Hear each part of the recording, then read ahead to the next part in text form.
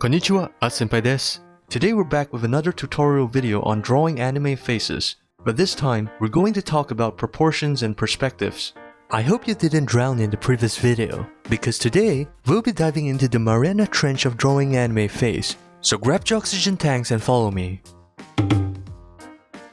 Facial proportions are very important because they can make or break your character. Take the distance between the eyes for example.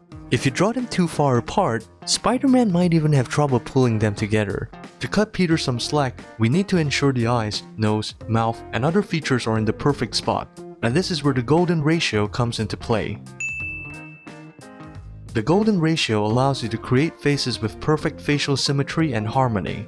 This ratio provides a mathematical formula to assess facial harmony by measuring the distances between key points such as the eyes, nose, and mouth. The closer these measurements align with the golden ratio, the more aesthetically pleasing the face is often considered. So, how does this grid translate to a real face? The perfect facial proportions in real life were often referred to as 3/4 and 5 eyes. The 3/4 refer to the vertical length of the face, where the desirable proportions consist of an upper section measuring 1, a middle section measuring 1, and a lower section measuring 1. On the other hand, the 5 eyes refers to the division of face width. Basically, it means that the width of the face should have the length of 5 eyes. A great real-life example of golden ratio is Amber Heard's face. Yes, that my dog stepped on a bee, Amber Heard. My dog stepped on a bee? You're a wizard, Harry. Her face is often regarded as an example that exemplifies the golden ratio's principles of facial harmony and proportion. But you know what's better than Amber's face? She poops on her bed. Kinky. Next, the distance between the eyes should be approximately 1 eye width apart. Then, the ratio between the nose and the mouth should also be 1 to 1 to 1. As for the face width, you can use a head to shoulder ratio of 1 to 1 to 1. Generally, the distance from the hairline to the eyebrows to the nose, and the nose to the chin should all be in proportion to each other according to the golden ratio. But hey, the golden ratio is not just exclusive to real people only. It can also be applied to anime drawings too. But there's a twist. Anime faces are different from real faces.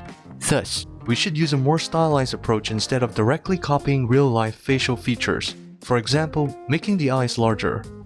Just don't go overboard. And that is how we can apply the golden ratio to our anime face drawing.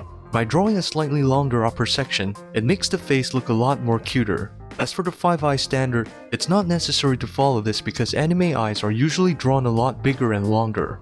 By using the golden ratio and understanding the differences between real and anime faces, we can take our face drawings to a whole new level. Senpai, am I using the golden ratio correctly? Subarashi.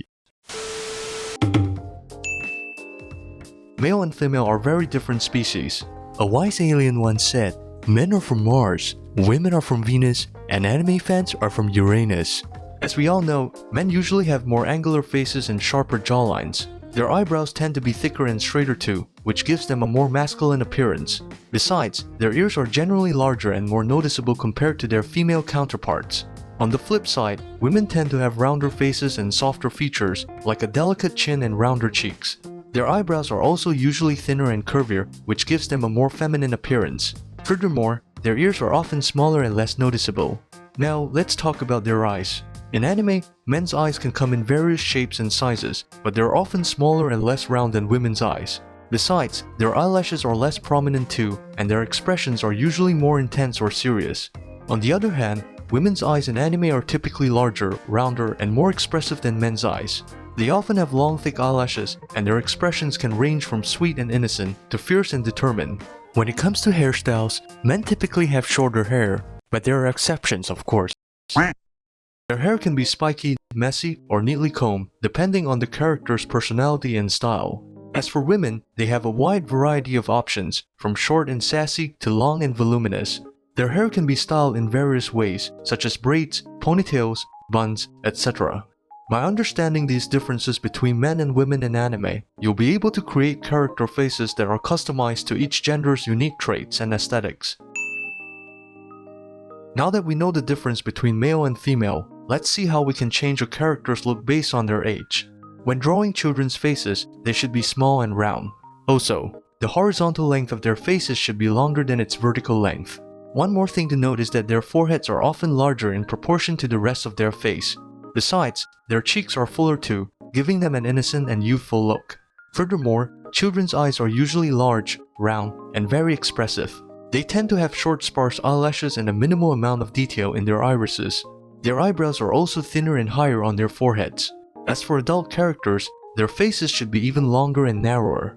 Also, their face are usually more defined, such as a larger nose and a stronger jawline. By applying a more angular or pronounced contours, your character would have a more mature and sophisticated look. Generally, they have longer and thicker eyelashes as well as more intricate iris designs. Besides, their eyebrows are usually thicker and have more pronounced arches, giving them a more mature and expressive appearance.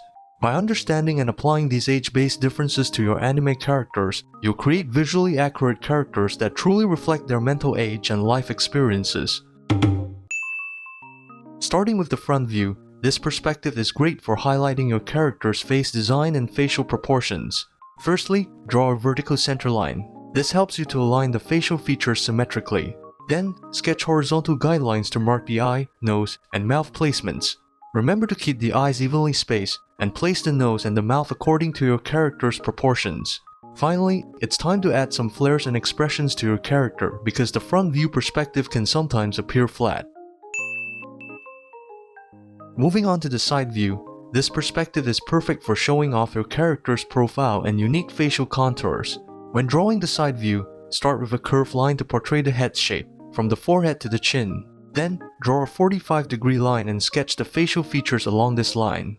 Pay attention to the depth and the positioning of the features in relation to one another. The side view allows you to explore the depth of your character's face and emphasize their jawline, nose, and other distinctive features. Now, the hardest part of drawing anime faces. If you Kuhai still remember, I've taught you how to use the box method in the previous video. For those who have missed it, I'll leave a card in the upper corner right here. Please go and check it out.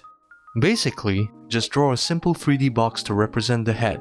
By transforming the head's complex shape into a basic form, we can get a much clearer view of perspective and spatial relationships. Here's what you need to know before drawing your boxes. The vanishing point must be placed outside of the canvas. The purpose is to reduce distortion.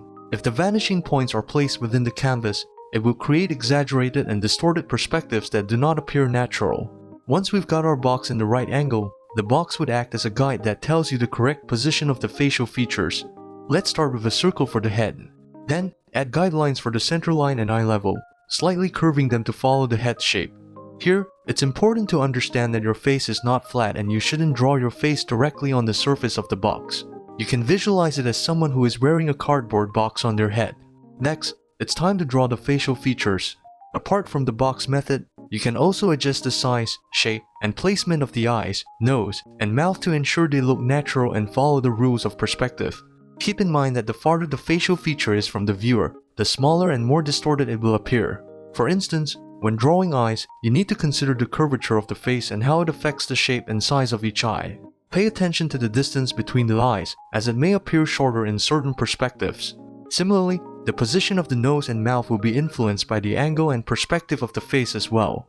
To make sure your facial features are consistent with the proportion, you can start by establishing a set of guidelines or measurements for your character's facial features at a certain angle. For example, the distance between the eyes, the width of the nose, and the height of the mouth.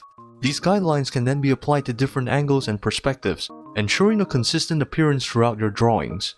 When changing angles, pay attention to the size and shape of the head and how it influences the facial features. As you practice, you'll develop an intuitive sense of maintaining proportions and create characters that are visually cohesive and believable across multiple angles.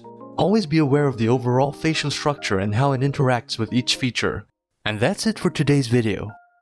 We've covered shape, volume, perspective, skull structure, geometric structure, proportion, realistic faces, and the legendary box method.